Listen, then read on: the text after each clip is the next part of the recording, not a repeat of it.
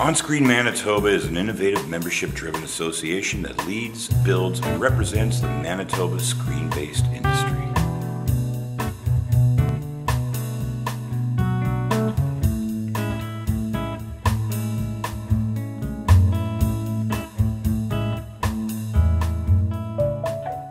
One of the biggest mistakes made at these sort of events is the barrage.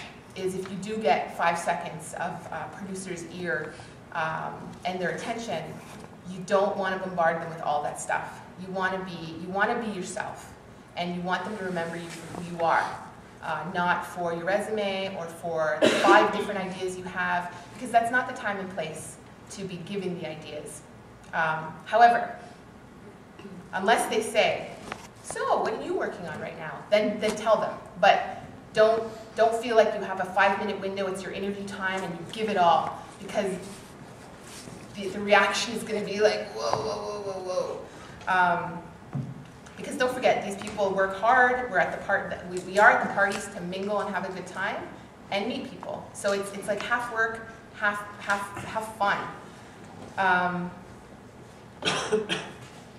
And then, you know, the golden rule is ideally like you exchange cards, and then the way you develop these relationships is the very next day or later that night, you send a nice little email with, "It was so great to meet you," you know, with a nice little message, your name, but like you have to like maintain that relationship.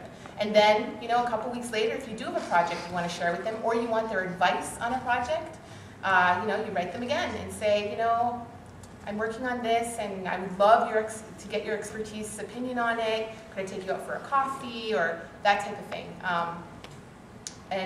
You know, I do that all the time with filmmakers who get in touch with me or want to pass an idea by me, and it's building a relationship with people, and then have that contact list. Just keep building it. Don't let those cards fly all over. Either have a book with every single card, or you start making a list. And what's great too, I think, is you write a little note so that you remember who they are, where you met them, what you talked about, what you know about them, so that the next time you meet them, you know it's already been covered, and you do a bit of research on them. What do they do? What's their work?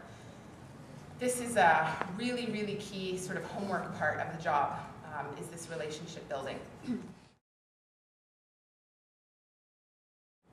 The business is built so much on who you know.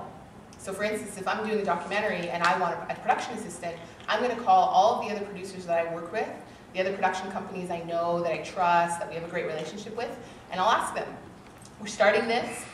I need a production assistant. Do you have anyone interesting? Have you worked with anyone you'd recommend?" And they will recommend some to me, and then I will meet them and do an interview process.